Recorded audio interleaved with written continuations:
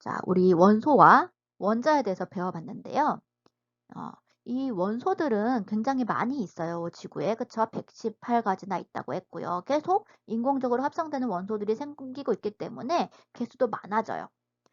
예전에는 아주 옛날에는 원소의 종류가 몇 가지 없어서 분류의 의미도 없었지만 굉장히 많은 원소들을 알아내게 되면서 발견하기도 하고 만들어내게도 되면서 원소들을 잘 정리해서 분류하기 시작했어요. 그렇게 시작한 첫 번째 과학자는 라부아지에라고 생각할 수 있을 것 같아요. 이 라부아지에 당시에는요, 한 33가지 정도의 물질들을 최초로 분류하려고 시도를 했어요. 물론 지금의 기준에서 보면 빛, 열 이런 것도 원소로 분류했으니까 지금의 기준에서 보면은 맞지 않는 분류긴 하죠. 그렇지만 이 라부아지에는 처음으로 뭔가를 분류하려는 시도를 했다. 구분해서 특징들을 파악하기 쉽게 했다라는 점에서 의미가 있을 수 있고요. 다른 과학자들의 노력을 좀 더 살펴볼게요. 자, 데베라이너라는 사람이 있었는데요. 이분은요, 화학적 성질이 비슷한 원소들이 3개씩 존재한다고 생각을 한 거예요. 그래서 성질들을 정리를 해본 거예요. 칼슘, 스트론튬, 바륨. 이것들은요, 지금 보시면 원자량이 보시면 가운데 있는 원소가 각 양옆에 있는 원소의 중간값이에요. 밀도, 녹는 점 다 마찬가지고요.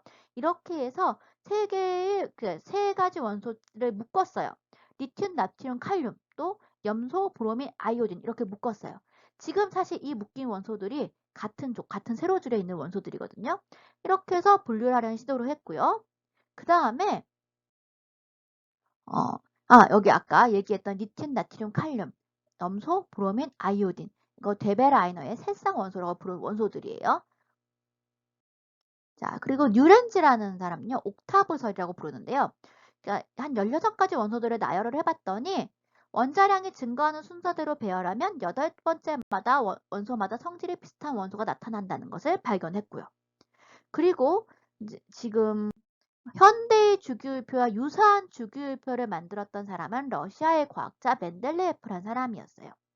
멘델레예프의 주기율표가 지금 여기 나와 있는 이 주기율표예요. 물론 지금과는 좀 달라 보이긴 하지만 그래도 뭔가 표처럼 정리된 형태라는 걸 알 수 있을 거예요. 자, 보시면요. 멘델레예프는 원자량 순서대로 나열했어요. 원자량, 질량 순으로 나열했어요. 당시 발견된 건 한 63종 됐고요. 질량 순으로 배열해서 주기율표를 완성했는데 나열하다가 일정한 간격을 주기로 성질이 비슷한 원소가 나타나면 그걸 세로줄로 내렸어요. 그래서 최초의 주기율표, 앞에서 봤던 최초의 주기율표를 만들었고 현대의 주기율표와 가장 유사한 형태라고 볼 수 있죠. 그리고 당시 발견되지 않은 새로운 원소와 그 성질을 예측했어요. 발견되지 않은 원소의 자리를 비워놨던 거예요. 예를 들면요. 에카 알루미늄이라고 했던 물질이 멘델레예프가 지은 이름인데 원자량과 밀도를 예측했고 그게 나중에 발견됐어요. 그 원소가 지금 갈륨이거든요. 지금 원자량 밀도 거의 유사한 거 알 수 있죠. 이렇게 몇몇 가지 원소들 에카 규소라고 해서 저마늄, 지금은 저마늄 이것도 예측했고요. 그래서 예측했다는 의미에서 굉장히 큰 의미가 있었고요. 그치만 몇몇 원소가 주기성을 벗어난다는 문제점은 있었어요. 그래서 모즐리의 주기율표가 등장하죠. 이게 바로 현대의 주기율표예요.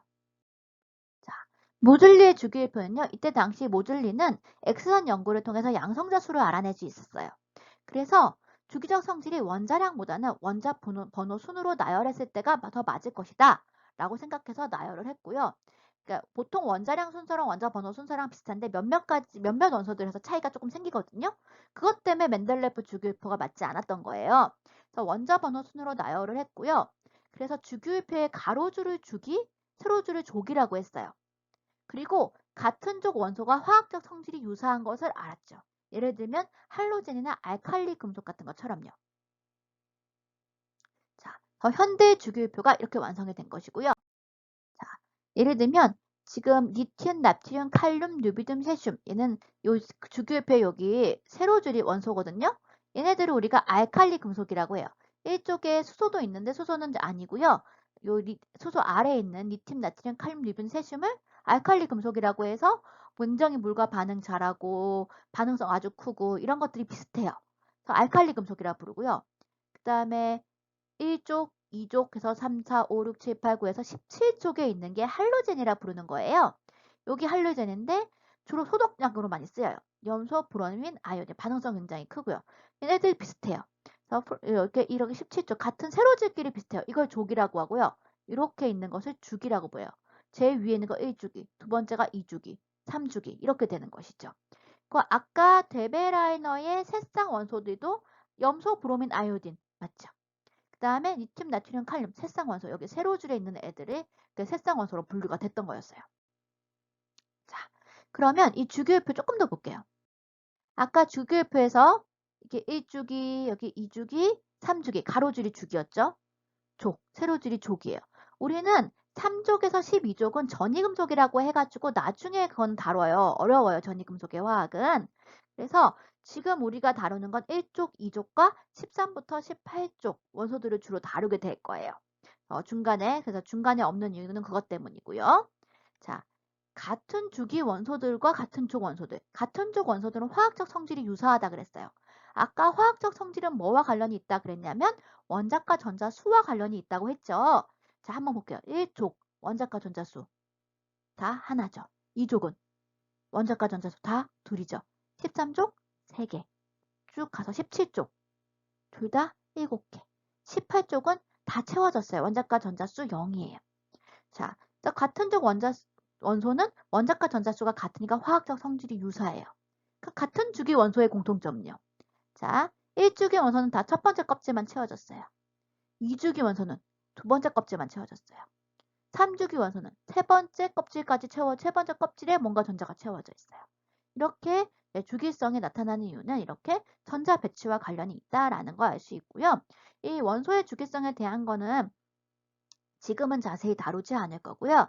나중에 이제 2단계에 대해서 주기성, 이온화 에너지라던가 전기 음성도 뭐 이런 등등등 그런 것들을 좀 더 배우게 될 겁니다. 자, 그래서 오늘 원소와 원자 수업은 여기서 마치도록 할 거고요. 다음 시간에는 우리 화학 결합에 대해서 살펴보도록 하겠습니다.